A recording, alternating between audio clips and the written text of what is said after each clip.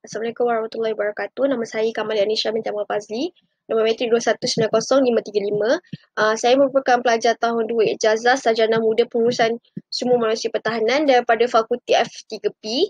Dan kali ini saya akan buat video ni tentang pemahaman saya mengenai video yang diberikan pada sebagai tugas saya pada petang tadi yang bertajuk sebagai 8 Reasons to Volunteer by Volunteer Center Sandwell.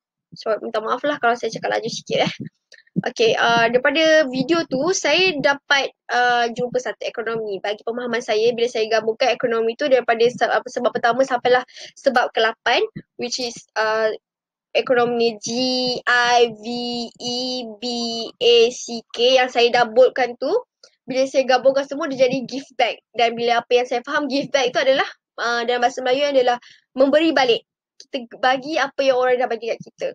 Itu senang pendekatan macam ekonomi lah, benda yang senang kita nak ingat lah kalau macam tu. So daripada 8 reason tu saya hanya akan terangkan reason yang saya rasa yang saya betul-betul faham, yang saya boleh terangkan secara terperinci lah. So volunteer center Sandwell tu dah ada beritahu 8 sebab, which is 8 sebab tu adalah first, gain new skill, second, improve your CV, venture out into the world of work, explore your career option, build confidence, achieve a sense of pride, create professional contact and keep yourself occupied. So, ada benda yang saya setuju, dan apa yang saya setuju adalah gain new skill. Sebab pertama tu lah. Sebab kenapa saya setuju dengan sebab pertama? Sebab apabila kita melakukan aktiviti kesukarelawan, secara tidak langsung sebenarnya kita dapat menambahkan pengetahuan baru. Bukan saja pengetahuan baru, kita dapat menambahkan ilmu baru. Memang pengetahuan baru, ilmu baru. Kita dapat menambahkan pengalaman kita lah. Sebab kita dah pernah volunteer diri kan. So, contoh new skill yang kita akan belajar apabila kita lakukan volunteer tu mungkin adalah problem solving, leadership, ataupun kita ada time management, nak terkejar sana buat kerja kan on time, ataupun organisasi, kita organize aktiviti tu dengan baik dan lancar. Macam tu lah, itu pemahaman saya daripada new skill. Kita dapat, sebab kita bercampur dengan orang, kita melakukan aktiviti kesukarelawan secara tak langsung, sebenarnya kita dapat menambahkan ilmu pengetahuan baru. Itu sebab pertama. Yang kedua, improve your CV. Okay. Menurut kajian yang dikeluarkan pada tahun Jun 2009 lah, daripada video tu saya keluarkan balik Jun 2009 daripada sebuah recruitment agency kat UK, dinyatakan bahawa 70% employers nak ambil employees bekerja yang ada kesukarelawan dalam CV orang. Sebab kenapa saya cakap macam tu? Sebab bagi pendapat saya mungkin employees tu, majikan tu merasakan bila orang pekerja yang ada kesukarelawan, ada pernah melakukan sukarelawan, sebenarnya diorang lebih tahu apa yang komuniti nak terhadap apa yang komuniti nak pada dunia.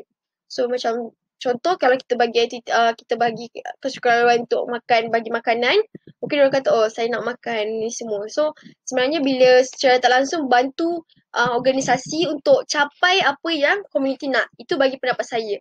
Dan menurut recruitment agency itu juga, dia cakap selalunya pekerja yang mempunyai sukarelawan dalam CV diorang, kebanyakannya akan mendapatkan gaji yang tinggi dan akan senang dapat promotion.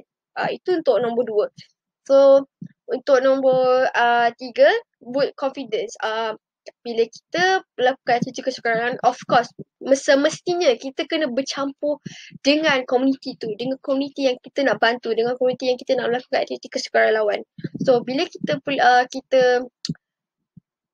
bercampur dengan orang, kita adapt dengan komuniti, secara tak langsung sebenarnya kita boleh build confidence. Sebab apa? Kita akan bercakap dengan orang, kita akan melakukan aktiviti bersama dengan orang, itu akan build self-motivate dalam diri kita, dan itu akan build kita punya confidence. Itu adalah antara sebab yang sebagai saya muhasabah lah dalam tu. Lepas tu yang last kali yang saya rasa saya nak sentuh adalah kita akan achieve a sense of pride. So apabila kita melakukan kesukarelawan, sebenarnya bukan achieve a sense of pride je saya rasa. Sebenarnya kita dapat achieve rasa kepuasan tu, kita akan dapat rasa kesyukuran bagi saya lah, sebab saya pernah melakukan aktiviti which is bagi gelandangan makan.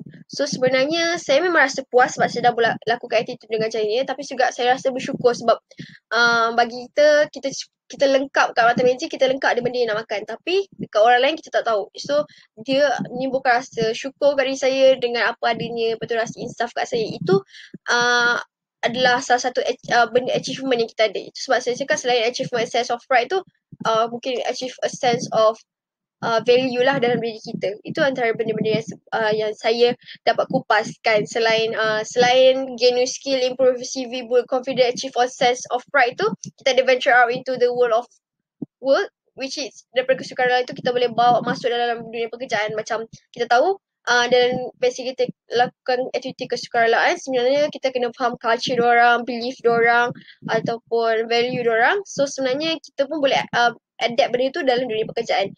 Untuk explore your career option tu mungkin kita belajar lain dan kita bekerja lain. Tapi mulai aktiviti kesukaraan tu sebenarnya dia boleh jadi penghubung untuk kita selesaikan masalah lah, mungkin explore your career option.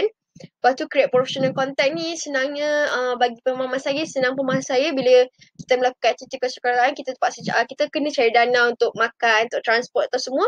So bila kita create, kita akan jumpa dengan orang-orang yang profesional yang mampu membantu kita, dan secara tak langsung bila kita tambah kenalan dengan professional content tadi tu, dia mungkin boleh membantu kita untuk melakukan aktiviti kesukaraan lain. Itu bagi pendapat saya. Dan sekali lagi keep yourself occupied itu mungkin bagi saya, apa yang saya faham sebenarnya bukan sahaja fizikal kita yang bekerja untuk melakukan aktiviti kesukaraan, tapi juga mental kita bekerja. Itu bagi pengalaman saya lah yang tu. Tapi yang saya terangkan empat awal tu, gain new skill, improve CV, build confidence and achieve a sense of pride tu, saya memang setuju dengan benda tu, dengan sebab tu.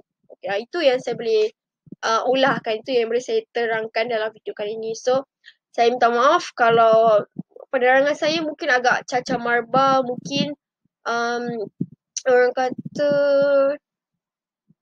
kata kurang lah, nampak macam kurang elok. Saya minta maaf. Saya harap boleh terima video ni dan saya harap video ni dapat membantu bagi pemahaman lah kepada orang lain kalau betul perlu. Jadi saya minta maaf sekali lagi kalau video ni agak cacah marba, kalau saya ada kurang terkasar bahasa ke apa ke, bahasa yang tidak sopan, bahasa yang tidak elok, saya minta maaf. Jadi itu sahaja saya punya pembentangan kali ini. Sekian, terima kasih.